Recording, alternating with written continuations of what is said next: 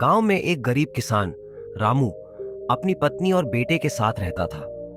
रामू बहुत मेहनती था, लेकिन उसकी जमीन थोड़ी थी और बारिश भी कम हो रही। एक दिन रामू ठाकुर साहब से बीज और खाद के लिए कर्ज मांगने गया। ठाकुर वीरेंद्र सिंह ने रामू को कर्ज तो दिया, लेकिन ब्याज बहुत ऊंचा था। रामू ने कर्ज ले लिया और सोचा कि इस साल अगर फसल अच्छी हुई तो सब चुका देगा, लेकिन किस्मत ने साथ नहीं दिया और फसल खराब हो गई।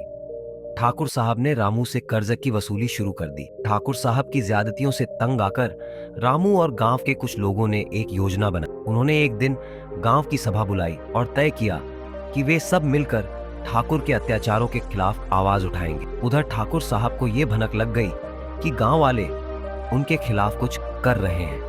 उन्होंने अपने आदमियों से गांव वालों को डराने धमकाने की कोशिश की, लेकिन गांव वाले अब ठान चुके थे। एक दिन रामू, जो कि थोड़ी कॉमिक तरह से डरा हुआ रहता था, अचानक साहस दिखाता है और ठाकुर के सामने खड़ा हो जाता है। रामू के साथ पूरा गांव भी इकट्ठा हो जाता है। ठाकुर वीरेंद्र सिंह को एहसास हो जाता है कि अब उसका आतंक नहीं चलेगा। गांव वालों की एकता और रामू की हिम्मत देखकर ठाकुर को झुकना पड़ा। ठाकुर ने रामू का कर्ज माफ किया और गांव वालों से वादा किया कि वह अब अत्याचार नहीं करेगा। इस तरह से गांव वालों की एकता और हिम्मत की जीत हुई। इसलिए कहते हैं एकता में बल होता है। वीडियो अच्छा लगे तो चैनल